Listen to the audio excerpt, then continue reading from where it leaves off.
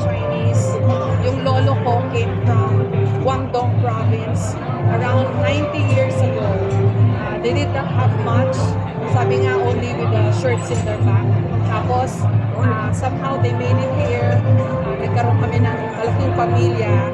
And I'm very happy na tonight they're honoring my Chinese side.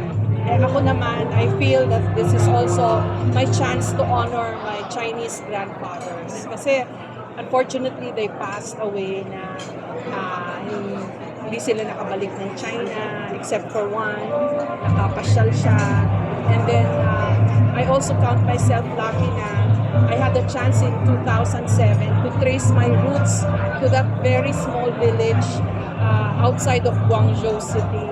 So, tonight is special kasi 40th year ko na rin yung LAR. Sabi ng mga tao, hindi daw nila alam na meron akong Chinese blood.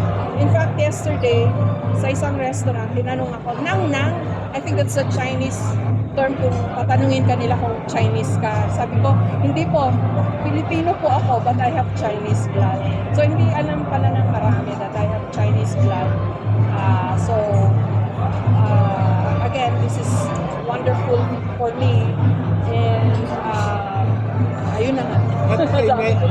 Ang dami ko na sinabi. Ang maganda kasi, they giving you honor for being a journalist with a Chinese heritage. Yes.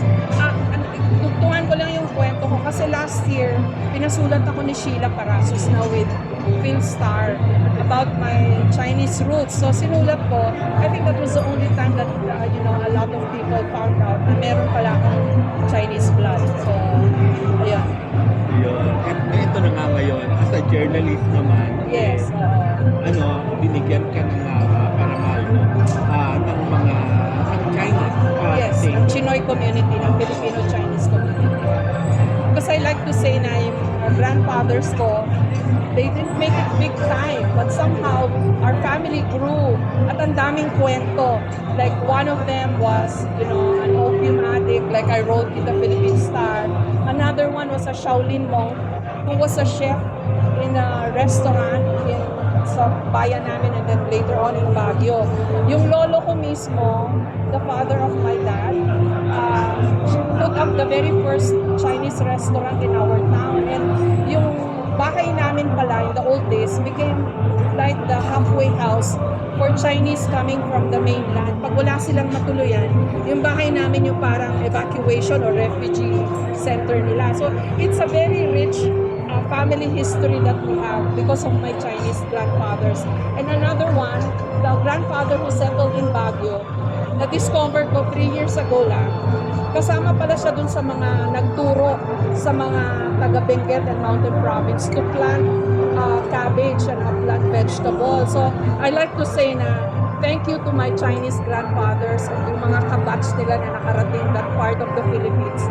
We have them to thank for our chop suey and our salad vegetables. Kasi galing yun mismo dun sa mga local officials na na-interview ko. Sabi ko kasi, alam niyo, nagtanim yung isang lolo ko dito ng cabbage. Sabi ko, ano siya dito? Tapos sabi sa akin, Ma'am, silang nagturo sa amin. Kaya meron kaming mga kabuhayan ngayon. So, I'm very proud and I'm very honored na we have this legacy left behind by my Chinese grandfather.